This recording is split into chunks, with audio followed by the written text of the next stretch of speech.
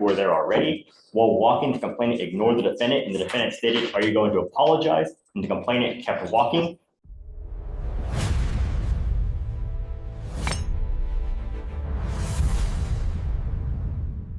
Good to go. Roll, nerds. Come on up, sir. Do I stand here? Marco Balderas. Yes, sir. Mr. Balderas, you're charged with driving while intoxicated. You're facing up to 6 months in jail and or a $2,000 fine. We're going to do probable cause. You have the right to remain silent. Anything you say can and will be used against you. You have the right to have an attorney present. It looks like you're also charged with failing to comply with the, I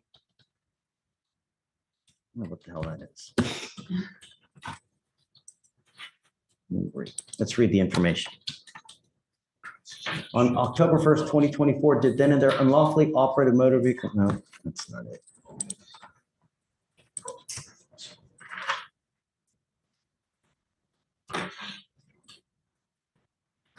On or about October 21, 24, did then and there unlawfully while driving and operating a vehicle collide with and damaged an unattended vehicle operated by Figueroa, hereinafter called the complainant. The defendant did intentionally and knowingly fail to locate the complainant and give the complainant the name and address of the victim. All right, so failure to stop and give information. On both of those cases, you're facing up to 6 months in jail and or a $2,000 fine. We're going to do probable cause. You have the right to remain silent. Anything you say can or will be used against you. You have the right to have an attorney present. If you cannot afford one, one will be appointed to you, sir. Yes, Judge. Okay. On October 18th, 2024, officer with precinct 4 saw that her parked patrol car had been hit by another car. The wheel witness approached the officer and advised she saw a gray pickup truck hit the patrol vehicle. The wheel witness believed the pickup truck driver was intoxicated because he was driving erratically and nearly struck a cyclist on the same road. Less than 1 hour later, officers were dispatched to a vehicle matching the description, stopped in a moving lane of traffic with the occupant asleep inside. The officer observed front end and paint damage that matched the damage to the officer's vehicle. Center field sobriety tests were conducted. HGN 6 out of 6, walk and turn 6 out of 8, one leg stand 1 out of 4. The DIC was read and breath was consented to. The results were 0.134 and 0.132. Any DWIs? No, Your Honor. Okay. Mr. Balderas, I'm going to find that there's probable cause to go forward with your cases. Do you have a valid Texas driver license? Do you have valid liability insurance in your name? Lucy, sir. Are you sure? Are you absolutely sure you have car insurance? Okay, you're not allowed to drive unless you have both, and I'm making that a condition of your bond. I'm also ordering you as a condition of your bond not to consume alcohol, illegal drugs, or unprescribed controlled medication. I'm going to randomly test you. If I find that you're consuming alcohol or any kind of illegal drugs, I will put you in jail. You will not get any more PR bonds. Do you understand? How old are you? 28 years old. You're 28? What do you do for a living? Real estate agent. I'm a real estate agent. Okay. We're going to reset your case to give you time to hire a lawyer. So I'm going to have you go to Victoria, sign and reset. After that, we'll get you with pretrial for you to sign your bond conditions. Then you'll get out of here. I'm going to tell you now that this is a DWI. There's a lot of timing requirements. So don't sit and wait a month or two because you're only hurting yourself. You understand? I would get on it quick. All right, please.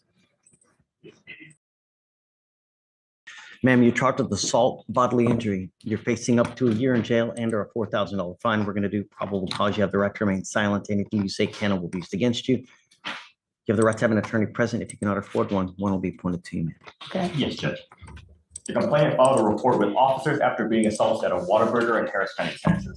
During the incident, the complainant was behind the defendant in the drive-thru. The complainant believed that she put her vehicle in park and released her brake. However, the vehicle rolled forward and struck the defendant's vehicle. The defendant got out and began yelling at the complainant. The defendant then opened the complainant's door and began striking the complainant in the face, causing pain. During the report, the officer observed the complainant had a busted lip and broken blood vessels in the eye. The officers were able to view the Whataburger surveillance of the assault, as well as the video taken by a witness showing the assault. Ma'am, I'm going to find that there's probable cause to go forward with your case. I'm ordering you not to go back to this Whataburger and not to have any contact with the complaining witness in this case. I'm also ordering you not to be in possession of any weapons as well. These are your bond conditions. If you violate these conditions, I will revoke your bond, put you in jail. You will not get any more PR bonds. You understand? Okay. What do you do for a living, man? What do you do for a living? Cancer advocate. Do you have a steady income with them? Yeah, I do the nonprofit as well. I have a nonprofit organization. So how much money do you make a month? From all sources, would you say?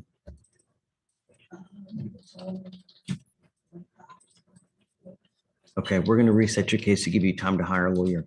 You need a lawyer to represent you because this can and certainly will affect any kind of nonprofit organizations. If you try to get any kind of funding, it's going to just kill it. So you need a lawyer. Okay. I'm going to have you sign a reset with Victoria. After that, we'll have you take your seat in the jury box. I'm going to get your bond conditions. We'll have you sign it, and then you'll be free to go. Be careful, man. Life's too short. I know. Please. Thank you. Yes, sir.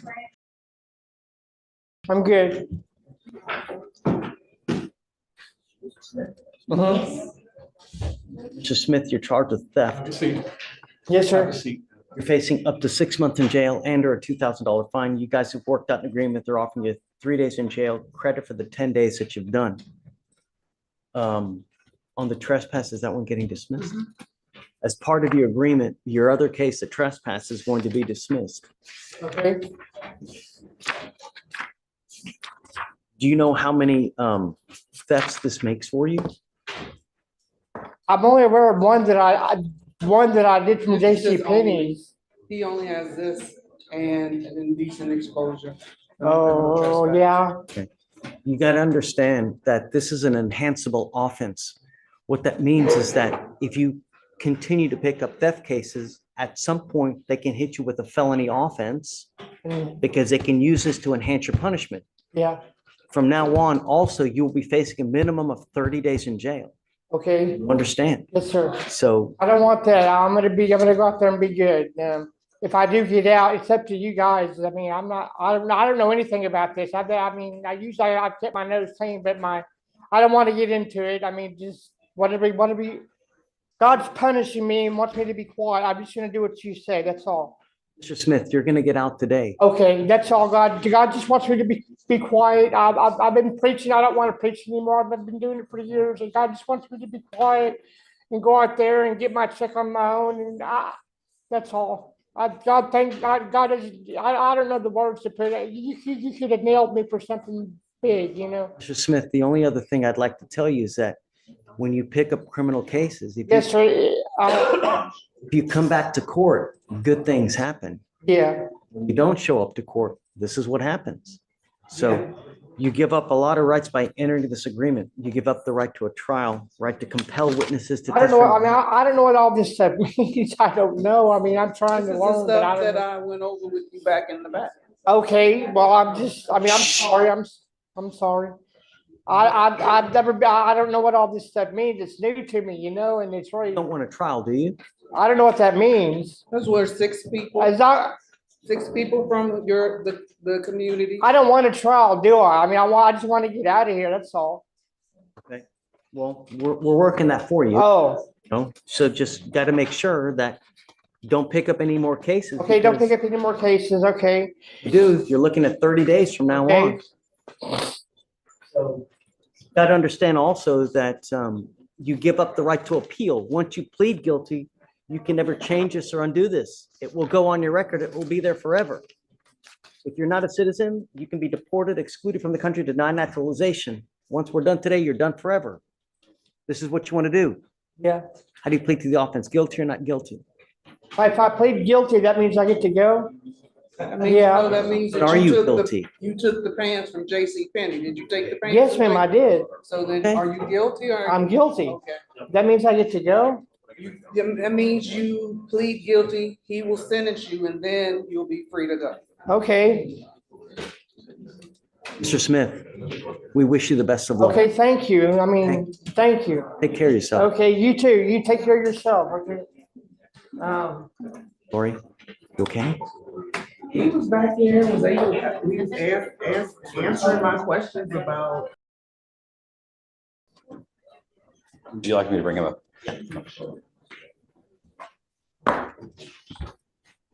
You have a cause number for me? Yeah, the new case that the warrant's on is 253-4523.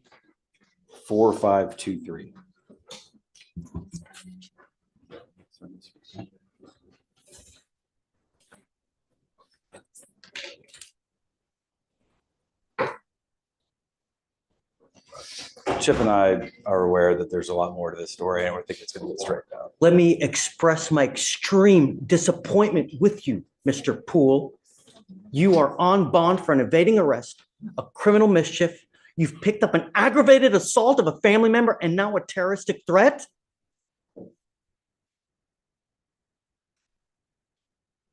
We're going to do probable cause. You have the right to remain silent. Anything you say can or will be used against you. You have the right to have an attorney. Shh. You have the right to have an attorney present if you cannot afford one. One will be appointed to you, sir. Yes, Judge. The defendant is the complainant's ex-boyfriend. During a walk-in report, the complainant told the officers that her and the defendant had an on and off dating relationship since the 8th grade, but they broke up in June 2024. In September, the defendant told the complainant, "Stop talking all that mess before I come to your house and fucking shoot you." The complainant told the officers that right after the incident, the defendant sent her photos of a gun in his lap. The complainant stated the defendant also told one of the complainant's friends that he was going to shoot the complainant. So what, tell me about the ag assault. What happened there? Your Honor, in the ag assault, one moment.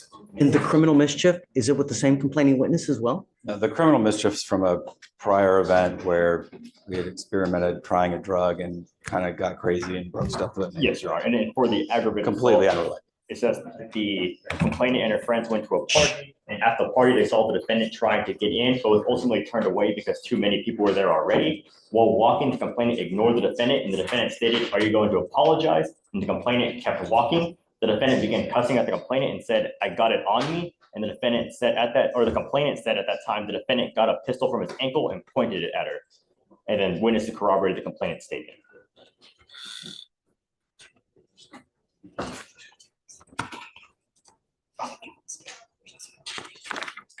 And Your Honor, there's also a pending terroristic threat out of Galveston as well for the same complaining witness. Yes.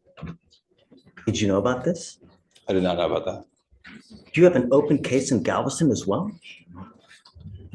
I think, Mr. Poole, that you are a complete and utter danger to our society. And I'm going to do everything in my power to protect Harris County from anyone that does any kind of damage whatsoever. I am now revoking your bonds on both of your other cases. Goes with you.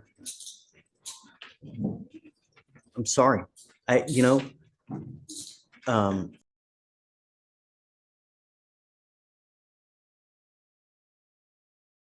Going, and I think that you don't get the message. And now I hope you do. But I am now going to give you home confinement. You're not allowed out if you bond out of jail. I'm going to make your bond sky high. I think that you're a complete and utter danger to everyone. You flaunt our bond conditions. And it truly sad, Mr. Poole, because you have but one life. And when you have a gun and when you start using that, God forbid that you do some irreparable damage, that you dig yourself into a hole where you're looking at 50 to 60 years in prison, perhaps life. 99% of people that are in jail are there because they have no self-control. They either use something, they are on something, and they get upset. They wig out without thinking, if I say this, what's going to happen? If I do this, what's going to happen? It's unacceptable. And now I will do everything, like I said, in my power to protect Harris County. So if you do get out, you must remain home confinement. You're not allowed out. No weapons, no contact with any of the complaining witnesses whatsoever, no dope, no alcohol. Anything else? I mean, what does he do? He's a student, Judge. He's a high school student. So I don't know what to tell you, man. I mean, he scares me. understood. And Chip and I are going to put some things together. I think that there's a different scenario really going on than what this reflects in the probable cause statements. And we're going to bring that to the prosecutors. If you have something that shows me different to what they have, I'm all ears. Understood. And with your permission, Judge, if we'll get some time to put that stuff together, we can perhaps readdress the bond. Yeah, absolutely. And I never want to see a kid lose out on school, because to me, it's the most important thing in life, Understood. If we do home confinement, can there be an exception to that when he's at school and he just has to report immediately back to his home? Is he like in high school? It's a high school. In high school. I mean, Yeah, Judge, he's actually currently, because of this situation, doing online school, so he'll be able to go from home. Oh, okay, good. So disregard. There we go. Are you, mom and dad? Come on up, come up.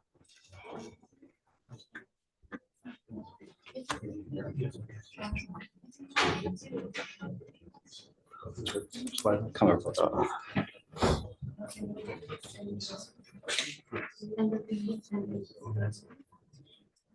Thank you so much for coming. Shh. It's out of control. I don't know what else to do. But it seems that when he's out in public and he's out, you know, partying, as they say, there's a wake of trouble. Did you guys know that he has a case in Galveston as well? No, Your Honor, this is the first time I've heard of that.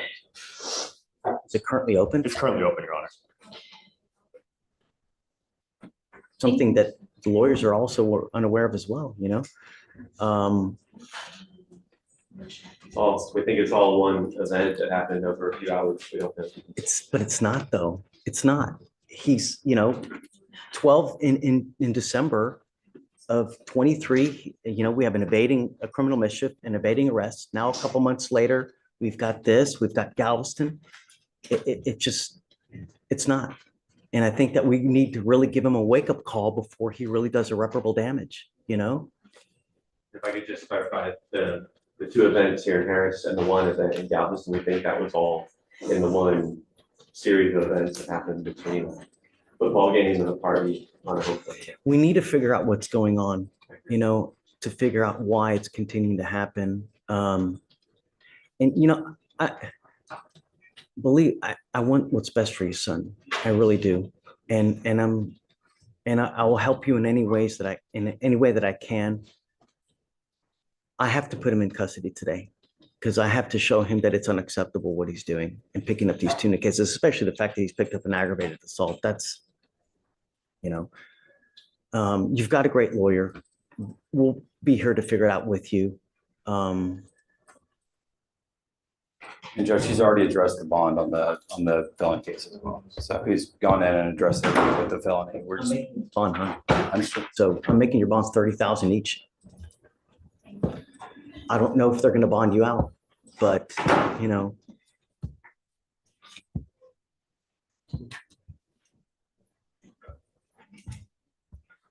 If you do get out, you better be on your best behavior, and you are not to go anywhere.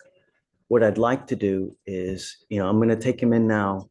I'd like to do an evaluation. It's called a TRAS to see what the best way of going forward. You know, we have clinicians that can sit there and evaluate him, talk to him, figure out what's going on, and you know, perhaps boot camp is the right way. Perhaps, you know, we have these other things that we have at our disposal to see how we go forward. Because I just don't know. I don't know what's going on in his life. I don't know what he's doing, what he's taking, you know. We did already as part of the PTI, and they do want to increase him to what? Say it again. They want to increase his level of supervision to YMAX. Who say that? The felony court? No, misdemeanor, but this is a part of the PTI. He's already completed the TRS this year, so because of the new law violations and how famous they kind of are, they want him to do YMAX. Did you hear that? I did. Judge, again, I think that these probable cause statements are giving a skewed picture of what's So really that's going right. Let's not put the cart ahead of the horse. We'll give you time. And then if you see something different, just come back and let me know. Okay. Do you have any questions? No. If you need anything, always come back. We're here. We'll help you out in any way that we can. And you know, sometimes some kids are harder to reach, but we'll do everything on our power to reach them one way or the other. So we got you. Okay. We'll take care of you one way or the other. Okay. All right. He goes with you. Oh yeah. I'm going to do a mow-up. So hold on, Stephen, hold on. Mr. Poole, I'm entering in what's called the magistrate's order for emergency protection that identifies SM as a protected individual. You're not to commit family violence or an assault against this person. commit an act in furtherance of an offense under section 42.072 of the Texas Penal Code, which is the stalking statute. You cannot threaten, harass, use another person to communicate a threat or harassing behavior. You cannot be in possession of a weapon or go within 200 feet of where the person works. If you violate this court order, the state can and will file a violation of protective order, and you violate those conditions, I can have a hearing to hold you at no bond. Zero bond, and I will do it in a heartbeat to protect every person of Harris County. Do you understand, Mr. Poole? Okay, all right, we'll have him sign it, and then.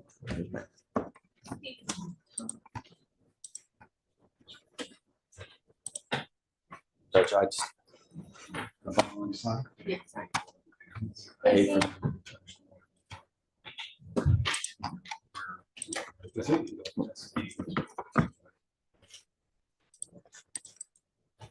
Do you know that they are 100? It's on to him. Do you know that they're 100% going to?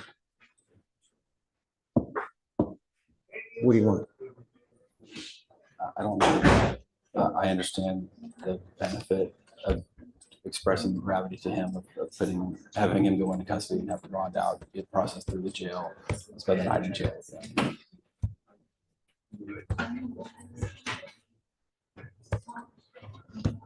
How much you think? That I'm not gonna do. I think that's all right. All right, I'll do that. I'm gonna do it on all of them. Okay, and then, okay. Thank you, Judge. But I'm expecting him to, home confinement with a GPS monitor. On the other ankle, I'm gonna put a scram, so I know that he's not using alcohol as well. And just the random UA, so we know he's not using, Okay, understood. and he will auto-populate on Monday's docket. If they do bond him out between now and then, we still need him to come here to sign for conditions, okay? And that's it. Okay, thanks. Thank you, Judge. So 10 on all of them. 10 on pool, 10. That includes the new case as well. The defendant appeared before the court while already on bond for previous criminal charges and faced new allegations of aggravated assault and terroristic threats involving his former girlfriend. Prosecutors alleged that he threatened the complainant, sent photographs of a firearm, and later displayed a weapon during a confrontation. As the hearing unfolded, the court learned of an additional pending case connected to the same complainant, raising concerns about a continuing pattern of behavior. The judge questioned the defendant's repeated involvement in new offenses while under court supervision and expressed concern for public safety. Family members addressed the court, including a parent who acknowledged fears about the defendant's conduct. After reviewing the allegations and bond history, the judge revoked existing bonds, imposed strict home confinement conditions, and set new bond amounts. The hearing concluded with an emergency protective order designed to safeguard the complainant and prevent further contact.